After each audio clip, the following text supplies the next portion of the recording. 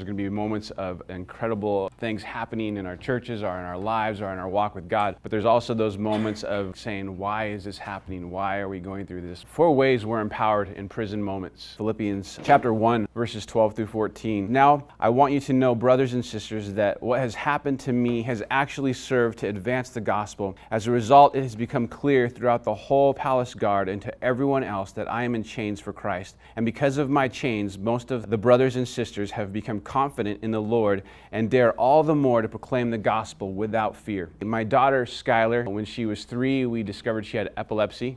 And it was one of those things that we didn't even know she had until she started having seizures. And so when she was 3, she had her first brain surgery. It was a crazy moment in our lives watching our 3-year-old daughter go through brain surgery, which just seemed so unrealistic. And so she was great for a long time, no seizures. When she was 7, they came back, removed another spot on her brain, and we went through all of that. They came out, they said it looks good, we think we got everything, it shouldn't be a problem. We got home for just a few days and we noticed some swelling on the side of her head. And so we took her back in and they said, well, there's an infection and it's not bad, but we're going to go ahead and keep her, admit her back into the hospital and just treat it by antibiotics. And so we were there again for about another 2 weeks going through that process. They sent her back home. We were home for about 2 hours and we noticed some stuff leaking from where the surgery was. And we called the doctor. Our doctor was on vacation at this time, so we talked to another doctor. We told him what was going on. He said, bring her back in right now. And so we brought her back in. They looked at it. They said, we have to do emergency surgery right now or she's going to lose that part of her skull. Everything goes well. We go home. We're at home for a while and just being there, and we actually get to take her to camp and they teach us how to do her IV and everything. And so we do the IV. All of a sudden my daughter starts screaming and crying. She can't breathe and she's, I mean, I literally thought we were going to lose her in my office. People are in the church are trying to get and help us, and she's vomiting and my youngest son is just crying. My wife is crying, and the ambulance shows up, and it's just this crazy moment that's happening. And what happened was somehow an air bubble had gotten through her IV and passed through her heart, they said, and it caused this whole thing to take place. So what was supposed to be a week-and-a-half procedure had turned into the entire summer. And our entire summer was spent at Chalk and being there and watching her go through all of this. And you know, as a person, it's hard enough to go through things, but most of you know as a parent, that changes everything. Watching your son or your daughter go through something is so much worse than going through it yourself. But for us, it was definitely one of those moments, and that we read about in Paul. Paul's here in this prison moment and going through this, but yet you read Philippians and you see this joy, you see this power in him that's just beyond what we can understand, that he's actually almost enjoying this moment, that things are happening in these moments. And that's what we learned during that summer, was what it was to be empowered in these prison moments. And so just 4 things I want to share with you guys this morning about being empowered in prison moments. The first one was this: in prison moments, our chains give us contact with the lost. If you read through Philippians, you see that Paul was chained to a Roman soldier 24 hours a day. And the shifts changed every 6 hours, which meant Paul could witness to at least 4 different soldiers every single day. And so even in that moment where he was in prison, you see that word had gotten out through all the palace guards. So he was actually having an effect in that moment. A moment where he's in prison, where he should be down, he's actually having an impact in that moment. Being in the hospital, we were there all day long. My wife was there all day long. And because of what Skylar was hooked up to, they had to have a nurse in the room with us 24 hours a day. So there was always a nurse in the room with us. And so during that time, we didn't stop what we'd normally do. Amy did her normal devotional and prayer and shared with Skylar, and people were coming in during that time and praying for Skylar.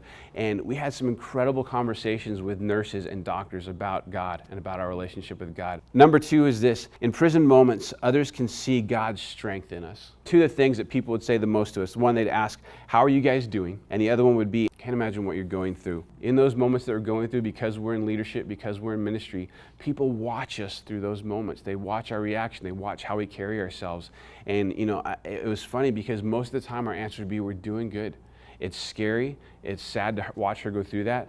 but we're doing good. God has just blessed us. He's just brought us through this. He's given us this power through this entire thing, this confidence through this entire thing, this trust in Him through all of this. And so, I think people a lot of times were waiting for us to kind of break down in that moment and say, oh, I'm miserable, I'm horrible.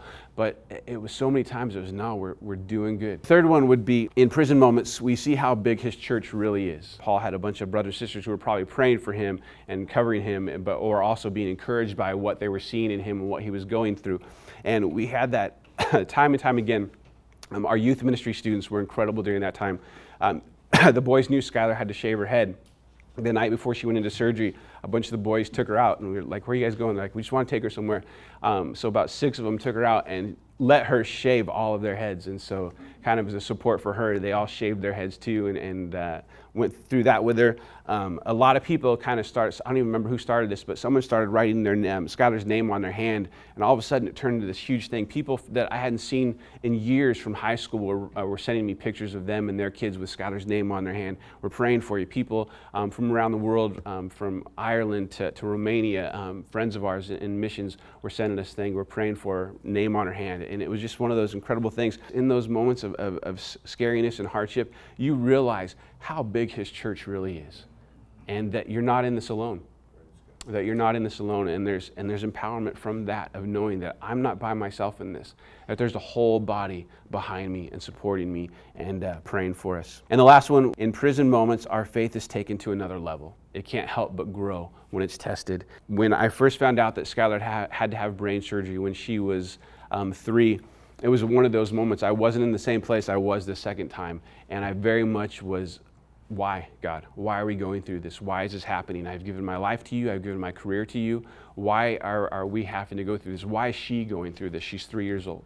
And it was a battle. Finally, it kind of came to a point where I just locked myself in my office one day at the church and just had it out with God. And we prayed a lot, and I cried a lot, and I yelled a lot. And he finally brought me to the story of Abraham and Isaac. And he just said this to me. He said, Skylar's mine. She's always been mine. She'll always be mine. And it was in that moment that I said, you're right. You're right. And I said, God, she's yours. She's yours. And I said, no matter what happens, if 3 years were all that we were supposed to have her, then thank you for that 3 years. I appreciate it. I loved every moment of it. But if that's what happens, I won't fall apart. I won't fall away. Our marriage won't fall apart because of this. We will stay focused on you. We will stay focused on the future. And thank you for that. And really understanding what it was, just to say, God, my faith is in you, no matter what happens, even the worst case scenario.